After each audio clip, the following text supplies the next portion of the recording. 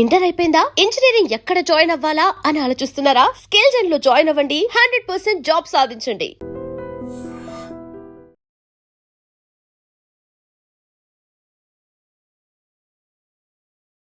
నమస్కారం, welcome to I dream. ధర్మ మార్గం విత్ విజిత కార్యక్రమానికి స్వాగతం.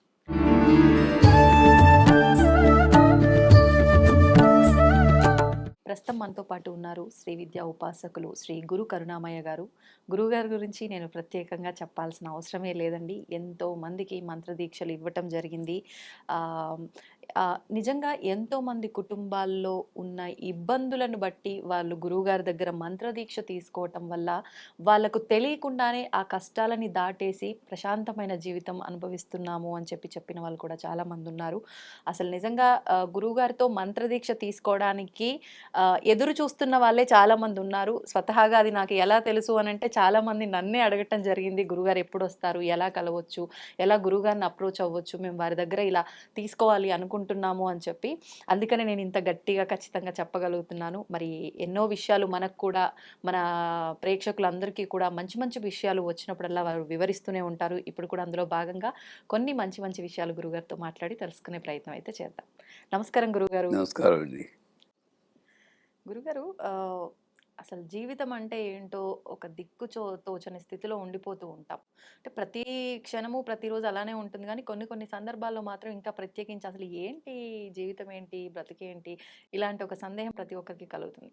అంటే ఇట్లాంటి క్లిష్టమైన పరిస్థితుల్లో ఉన్నప్పుడు కూడా భగవంతుణ్ణి నమ్మాలంటారా? ఒక స్టేట్మెంట్ ఉంది, సర్వకాల సర్వావస్థలయందు నిన్ను రక్షించేదే అమ్మవారి యొక్క నామం. భగవంతుడు అంటారు, మీరు అమ్మవారు. ఆకటి వేళలా అని అన్నమయ్య కీర్తన ఉంది, తెలుసు కదా. రాజు ఇంట్లో రాజు దండన వేసినప్పుడు, చుట్టాలు తరివేసినప్పుడు గోవిందనామం ఒకతే నిన్ను రక్షిస్తుంది. అలాగా నమ్మాలంటారా అని మీరు అడిగారు. నమ్మవద్దు మానేను, సింపుల్. నమ్మాలంటారా అని లేదు. ఇది జీవితానికి కావాల్సింది నమ్మకం. ఒకసారి చాలా, ఐ థింక్ 1 year బ్యాక్ ఒక షూట్లో చెప్పాము మేము, మన లైఫే నమ్మకంతో స్టార్ట్ అయింది. ఎందుకంటే అమ్మ, అతనే మీ నాన్నగారు అంటే నమ్మాం, డిఎన్ఏ అడగలే. అవునా? అక్కడ స్టార్ట్ అయింది నమ్మకం. నాన్న మీదే నమ్మకం వస్తున్నప్పుడు ఆ జగన్నాథుడి మీద నమ్మకం ఎందుకు ఉండకూడదు? ఒకటి సత్యం ఏంటంటే, జీవితంలో అర్థం కానిది ఏంటంటే, నా జీవితంలో జరిగే అన్నీ కూడా నేను చేసుకున్న పూర్వకర్మలే అన్నది నాకు అర్థం అవట్లేదు. నేను చేసుకున్న పూర్వకర్మలే, ఈ జన్మలోనూ, పోయిన నెలలోనూ, లేక వచ్చి ఇంత ముందు జన్మలోనూ ఏదో చేశాను. Every action has got an equivalent opposite reaction. కారణం లేనిది కార్యము జరగదు, శ్రీపాద వల్లభ చరిత్రలో వస్తుంది. కారణం అన్నది మనుషుల్లో ఉన్నది కారణం. నేను మిమ్మల్ని కోపడ్డాను, మీరు బాధపడతారు, కారణం అయ్యాను మీ బాధకి. రేపు పొద్దున ఇంకోటి నన్ను కోపడతాడు, కానీ వాడు కోపడ్డది వాడి కర్మ కాదు, ఈ కారణాన్ని వాడు నాకు ఇచ్చేసాడు, ముందు జరిగింది. ఇది కారణం. దీనికి అన్నిటికీ మహత్తైనది బృహత్ కారణం అంటాడు, అది భగవంతుడు. ఆ బృహత్ కారణంలో ఉండే క్వశ్చన్స్ ఏమిటంటే, నువ్వెవరు, నీకేం కావాలి, ఎందుకు వచ్చావు, ఏం చేస్తే నువ్వు కావాల్సింది పొందగలవు, ఇలాంటి క్వశ్చన్స్ మనకు అర్థమయ్యేటప్పటికీ జీవితం అయిపోతుంది. అంటే జీవితం అయిపోతుందంటే చచ్చిపోతామని కాదు.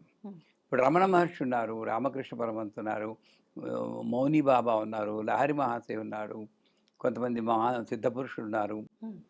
వాళ్ళందరికీ కూడా జీవితం సత్యం అర్థమైపోయింది. అంచేత బయటికి ఏదో జీవితంలో ఉన్నట్టు కనబడ్డా కూడా ఏ కర్మ వాళ్ళని అంటకుండా అన్ని పనులు చేస్తూ ఉంటారు. ఏ కర్మ వాళ్ళని అంటదు, అన్ని పనులు చేస్తూ ఉంటారు. అంచేత జీవితం అనేది అర్థం అవడానికి ఒక జీవితం సరిపోదు. నువ్వు అర్థం చేసుకోవడానికి ప్రయత్నించవు, నెంబర్ 1. నెంబర్ 2, నా జీవితంలో వచ్చే ప్రతి వ్యక్తి, మీరైనా సరే, నన్ను కారులో తీసుకొచ్చిన మా శిష్యుడైనా సరే, మధ్యలో చూడడానికి వచ్చిన వాళ్ళు, ఈ కెమెరామెన్లు వీళ్ళందరికీ కూడా ఏదో మనకి కనెక్షన్ ఉందమ్మా. లేకపోతే ఇది అవ్వదు. హ్మ్. ఈ బుర్ర బదులుకోకూడదు. మనం ఆలోచించి ఎందుకు, ఎందుకు, ఎందుకు అంటే అసలు వచ్చిన పని మర్చిపోతున్నాం. అవును. రోడ్ మీద వెళ్తూ హైవే ఓఆర్ఆర్ మీద వెళ్తూ కార్ నెంబర్లన్నీ నోట్ చేసుకుని అన్ని కూడుకుని డివైడ్ చేస్తుంటే పిచ్చాడు అనుకోరు. అంతే కదా! నీ ఎందుకు ఏవో వస్తూ ఉంటాయి. వస్తూ ఉంటాయి. అలాగా వ్యక్తులు, పరిసరాలు, సమస్యలు ఇవన్నీ కూడా కొన్ని కారణాల చేత వస్తుంటాయి. హ్మ్. ఒక్కొక్కప్పుడు ఆ కారణం బోధపడుతుంది. దేనివల్ల? ఉపనిషత్తుల వల్ల. అది చదివితే బోధపడుతుంది. హ్మ్. వేదాధ్యయనం మనం చేయలేం. దాన్ని కొంచెం క్రోడీకరించి ఉపనిషత్తులు ఉన్నాయి. లేదా గురువు దగ్గరికి వెళ్తే గురువు చెప్తూ ఉంటాడు. హ్మ్. వాటి వల్ల అర్థం చేసుకుని శృతి స్మృతిర్ అనుత్తమ. ఎందుకు అర్థం అవటం లేదు ఈ ప్రశ్న ఆ! ముందు అంటే, శృతి అంటే అర్థం చెప్పేది వేదం. స్మృతి అంటే ఉపనిషత్తు. రెండో అర్థం మననం చేసుకోవడం. ఆ! నేనేం నేర్చుకున్నానో నేను మననం చేసుకోవట్లేదు. అంతకుముందు ఈ కోరిక కోసం నేను 2 నెలలు మంచం ఎక్కాను. హుహు. నాకు అయింది చచ్చింది లేదు కానీ మంచం అంతా ఎక్కాను. అవును. మళ్ళీ ఇంకో కోరిక వచ్చినప్పుడు నాకు అది గుర్తుండాలా? గుర్తుండాలి. ఉంటే జీవితం అర్థమైపోతుంది. ఆ! నేను చేయట్లేదు, అర్థం చేసుకోవట్లేదు. ఓకే. ప్రయత్నమే నేను చేయట్లేదు. సో, ఇప్పుడు నేను చాలాసార్లు చెప్తాను. నా జీవితమే ఒక పుస్తకం. హ్మ్. ప్రపంచంలో ఉన్న వ్యక్తులే నా లైబ్రరీ. నిజం చెప్తున్నాను. నేను పుస్తకాలు చదవలేను. నాకు ఆ ఓపిక లేదు. హ్మ్. నేను ఆ గ్రంథాలు చదవలేదు. హ్మ్. నా జీవితం నేను చూసుకుంటా. నా ఫెయిల్యూర్స్ కానీ, నా అనుకున్న సక్సెస్ కానీ, హ్మ్. ఈ వ్యక్తుల్ని కానీ చూసుకుంటూ ఉంటాను. వాళ్ళని చూసి నేను నేర్చుకుంటూ ఉంటాను. హ్మ్. అంటే జీవితం అర్థం కాకపోయినా భగవంతుని నమ్మాలా? అంటే నువ్వు నమ్మినా నమ్మకపోయినా నీ జీవితంలో జరిగే సంఘటన వెనకాట ఒక శక్తి ఉందే, హ్మ్. అదే భగవంతుడు. ఓకే. ఆ శక్తి నీ చేత చండీ పాఠంలో చెప్తాడు. హ్మ్. 11వ అధ్యాయంలో నువ్వే రోజు బాగున్నప్పుడు లక్ష్మిగా బుద్ధిగా ప్రవేశించి మంచి పనులు చేయించేది నువ్వే. రోజులు బాగోలేనప్పుడు అలక్ష్మిగా ప్రవేశించి, ఒక పోస్ట్ మ్యాన్ ఉన్నాడు అనుకోండి, హా! వైఫ్ డెలివర్డ్ బేబీ బాయ్ అని ఇచ్చి టెలిగ్రాము వాడే ఇస్తాడు. మదర్ ఎక్స్పైర్డ్ స్టార్ట్ ఇమీడియట్లీ అన్నవాడు వాడే ఇస్తాడు. అవును. ఎవరి తప్పు? టెలిగ్రామ్ వాడి తప్పు కాదు కదా. కాదు. ఒక్కొక్కళ్ళకి ఒక్కొక్క కర్మలు అందించబడుతూ ఉంటాయి. హ్మ్. అంటే అది జీవితం అర్థం కాకపోయినా ఏం చేయాలి? భగవంతుని నమ్మడం పక్క అటుంచి హ్మ్. ఒక గురువుని వెతుక్కోవాలి. గురుబిన జ్ఞాన్ కహా సే పావు అని బైజు బావరాలో అతను పాడాడు. మన తడుపట అని ఒక పాట ఉంది ఇందోళ రాగంలో. గురువు లేకపోతే జ్ఞానం లేదు.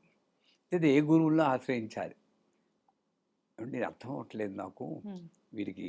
అందుకే వేమన శతకం ఒకటి ఉంది తెలుసా మీకు? ఏంటి? వేమన చెప్పులోని రాయి, చెవిలోని జోరీగ, కంటిలోని నలుసు, గాలిలోని ముళ్ళు, ఇంటిలోని పోరు, ఇంతింత కాదయ్యా విశ్వరాభిరామ వినుమ. దాని అర్థం తెలుసు కదా మీకు? చెప్పండి గురువుగారు. ఒక వేమన ఓ చెప్పులో రాయి గురించి కాళ్ళలో ముళ్ళు గురించి చెప్పండి అసలు. అలా అనుకోవడమే రహస్యనామం అనే ఒకసారి చెప్పుకున్నాం. అవును. ఇదే ఈ రహస్యం ఏమిటంటే, ఇందాక ఈ జీవితం అర్థం అవని వాళ్ళలాగా ఈయన గురువు దగ్గరికి వెళ్ళేట. ఆ! చెప్పు లోని రాయి. నేను ఇక్కడ స్ఫటిక పదార్థంలా ఒక చూస్తున్నాను ఒక ఆకారాన్ని. హ్మ్. అదేంటో చెప్పు లోని రాయి. ఓహ్! ఎప్పుడైతే అది చూశానో చెవిలోన జోరీగా ఓం ఓం ఓం అని శబ్దాలు వినబడుతున్నాయి. హ్మ్. అదేంటో చెప్పు. అది ఎప్పుడు వినబడిందో కాలే లోని ముళ్ళు, అహంకారం అనే ముళ్ళు కాలిపోయింది. బా! కంటి చూశాను లోని నలుసు, హ్మ్. ఆత్మ పదార్థాన్ని నేను చూశాను. హ్మ్. సో చెప్పులోని రాయి, చెవిలోన జోరీగా, కంటిలోని నలుసు, కాలిపోయిన ముళ్ళు, ముళ్ళు. ఇవన్నీ జరిగేటప్పటికి ఇంటిలోని పోరు ఇంతింత కాదయ్యా, ఇక్కడ ఉండలేకపోతున్నది ఈ జీవితం ప్రాణం. విశ్వదాభిరామ ఎంత బాగా అడిగాడు. అదే కదా! అసలు దాని అర్థం నాకు తెలుసు అంటే నేను ఎంత తప్పు చేసిన దాన్ని అయ్యేదాన్నో గురువుగారు. ఎంత చక్కటి వివరణ ఉంది. అంచేత జీవితం అర్థం నాకు అర్థం అవుతుంది. ఆ! నా గురువుని పట్టుకున్నాను నేను. ఆయన చెప్పాడు. ఆయన చెప్పింది మననం చేసుకుంటూ ఇలా ఈ వీడియోల్లో మళ్ళీ మా గురువుని ఎన్నిసార్లు తలుచుకుంటాను మీరు గమనించారు కదా! అవును. ఏ షూట్ కూడా మా గురువు గారిని తలుచుకోకుండా నేను చెయ్యలేను. చేయలేదు. నేను ఆయన లేకపోతే బతుకు లేదు నాకు. హ్మ్. అమృతానంద సరస్వతి వారు. అంచేత ఆ గురువు చెప్పింది స్మృతి అనుకుంటూ ఇంప్లిమెంట్ చేస్తూ ఉంటే నువ్వు భగవంతుని అదే నమ్మకం. హ్మ్. భగవంతుడు అనేది ఒక ప్రత్యేకమైన స్వరూపం కానీ, వ్యక్తి కానీ, ఆకారం కానీ ఏమీ కాదు. హ్మ్. నీ జీవితంలో జరిగే సంఘటనల వెనకాతల నువ్వే ఉన్నావు అన్న నమ్మకం హా! అదే భగవంతుడు. సో హ్మ్. 100% నువ్వు ఇష్టం ఉన్నా లేకపోయినా నమ్ముతూనే జీవిస్తున్నావు. అనుకుంటున్నావు భగవంతుడు వేరు, నేను నమ్మాలా ఆ! అంటే గుడికి వెళ్ళి నమస్కారం పెడితేనే భగవంతుడు ఉన్నాడని కాదు. హ్మ్. ఊపిరి పీల్చినంతసేపు భగవంతుడు ఉన్నాడు. ఎందుకంటే హంస గాయత్రి జపం ఏముంటుంది? హంస హంసాయ విద్మహే పరమహంసాయ ధీమహి తన్నో హంస ప్రచోదయాత్. ఊపిరిలోనే ఉన్నాడు భగవంతుడు. హ్మ్. ఎక్కడ నమ్మకుండా పోతామండి అంతే. చెప్పండి. నమ్మట్లేదు అనే భ్రమలో ఉంటాం అంతే. అంతేనా గురుగారు? ఆ! అంతే. గురుగారు మీరు ఈ విషయం మాట్లాడుతున్నప్పుడే ముందు జరిగిన విషయానికి, తర్వాత జరిగే విషయానికి సంబంధం ఉన్నట్టుగా అంటే ఒక కారణంతోటే అక్కడ అది జరిగింది కాబట్టి దాన్ని ఉదహరించే ఇది జరిగింది అన్నట్లుగా చెప్పారు. అంటే జీవితంలో జరిగే ప్రతి ఒక్కటి కూడా మంచైనా, చెడైనా అసలు ఈ క్షణంలో ఇది ఇలా జరగాల్సింది కాదు అన్న సందర్భాలు కూడా కనిపిస్తాయి. అటువంటివి అన్నీ కూడా ఒక కారణంతోటే జరుగుతున్నాయంటారా ప్రతి మనిషి జీవితంలో కూడా? ఇప్పుడు దీన్నే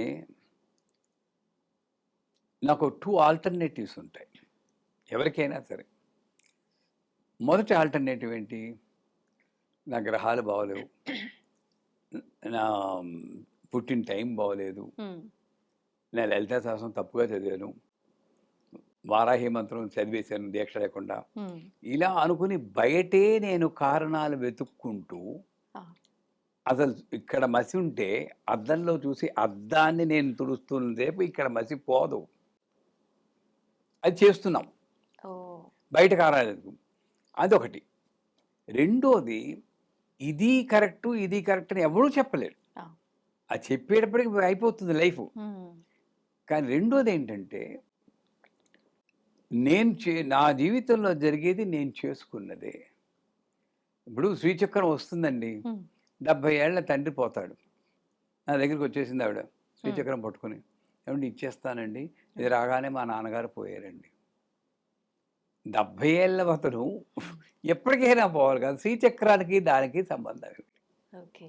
ఇలాగ లేని బయట దీంతో మనం లింకులు పెట్టుకున్నంత సేపు హ్మ్. అది అసత్యమే. విశ్వం దృశ్యం దర్పణ నగరి అని దక్షిణామూర్తి స్తోత్రంలో ఉంటుంది. హ్మ్. అంటే నువ్వు కనిపించుకున్న విశ్వము నీ యొక్క అద్దమే. హ్మ్. ఓహ్! నువ్వే. ఇంక లేదు. హ్మ్. ఇంక అలాంటప్పుడు ఇంకా నేను కాకుండా ఇంకేముంది? ఏముంది? నాకు జరిగేవన్నీ కూడా హ్మ్. ఏదో కారణం. ఆ ఏ కారణం అన్నది జ్ఞాని అయిన వాడు తెలుసుకుంటాడు. హ్మ్. మీకొక ఆహ్, కథ ఉంది. హ్మ్. ఒక ఒక యువకుడు హ్మ్. చేప తింటూ ఉంటాడు. చేప తిని ఆ ముళ్ళుని ఇలా కింద పడేస్తుంటే ఓ కుక్క ఆ ముళ్ళుని అందుకోవడానికి ఎగబడుతూ ఉంటాడు. వాళ్ళ వైఫు ఒళ్ళో ఓ పాపను కూర్చోబెట్టుకుని హ్మ్. పాలిస్తుంది. ఇది వెళ్ళి చూసిన ఒక యోగి హ్మ్. ఆ గుర్రాన్ని చూసి శ్లోకం చెప్పారు. ఆ శ్లోకం అర్థం ఏమిటంటే, అంటే ఎంత గొప్ప వేదాంతమో చూడండి. కొడుకు మీద ప్రేమ చంపుకోలేక చేప అయిన తండ్రి, భర్తని విడి ఉండలేక ముళ్ళుకు ఎగబడే కుక్క, తనని తనని చెరిచి తన భర్త చేత తంపబడ్డ ఆ వ్యక్తికే ఆ వ్యక్తి కోరిక అణుచుకోలేక పాపగా పుడితే వాడికే స్తన్యమిచ్చే తల్లి యువతి. ఆహా! ఇది ఎంత నిదానం. అంటే ఏమిటి వీళ్ళందరూ ఎవరు? వాళ్ళు చేసుకున్నదే ఇక్కడ. మనకు అర్థం అవ్వట్లేదు. అర్థం అలాగని నేను ప్రతిదానికి ఇన్వెస్టిగేషన్ చేస్తూ ఉంటే అయిపోతుంది. ఒక్కటే నా యొక్క జీవితంలో జరిగే దానికి నేనే కారణం. ఇదే సూక్తి. ప్రతి దానికి నువ్వే కారణం. దాన్ని తప్పితే సత్యం లేదు.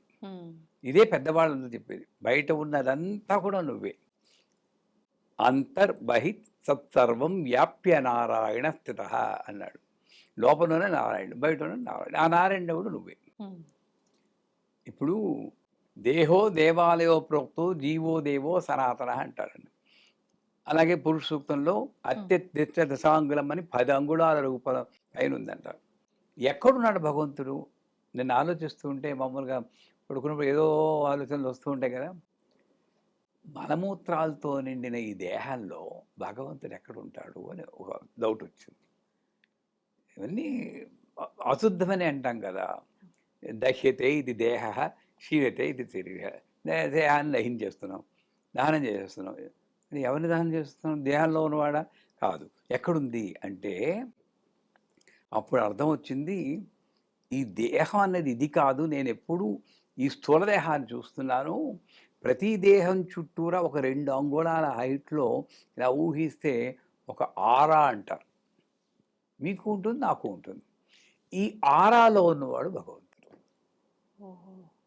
దాని నుండే సంకేతాలు వస్తూ ఉంటాయి.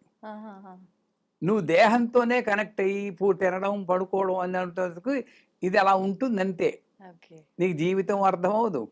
కష్టాలకి ఎవరినో బ్లేమ్ చేస్తూ ఉంటావు. అలాగే వెళ్ళిపోతుంది. ఇది ఈ ఇన్స్ట్రుమెంట్ వెళ్ళిపోగానే ఆరా వెళ్ళిపోతుంది, అది కాల్లో వెళ్ళిపోతుంది.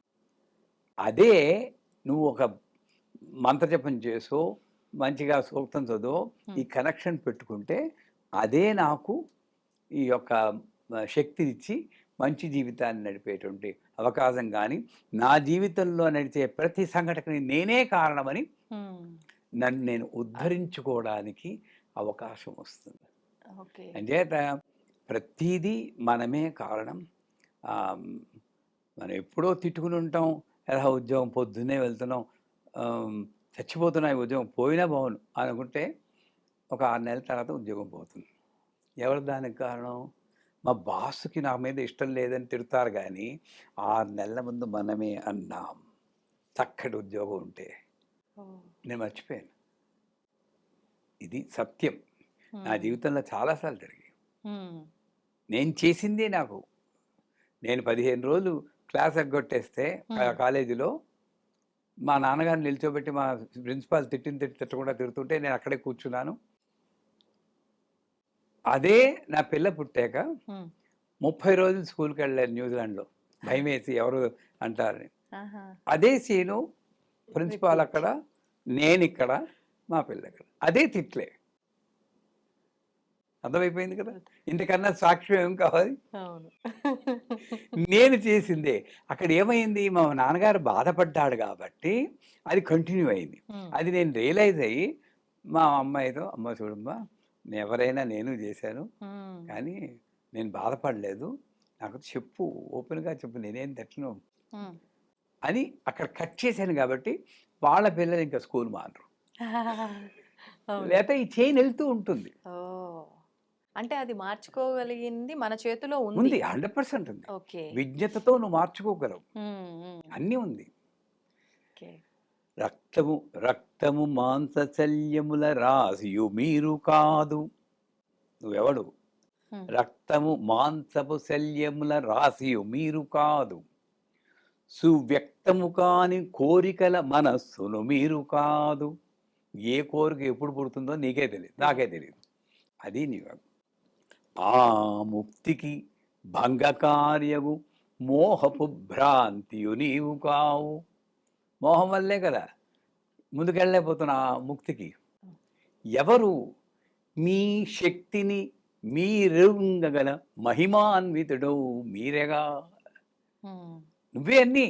శక్తి నీలోనే ఉంది. నువ్వు జీవుడవుతావా జీవుడవు, బ్రహ్మ అవుతావా బ్రహ్మ. జీవ బ్రహ్మైక సాధనం అని అంటారు.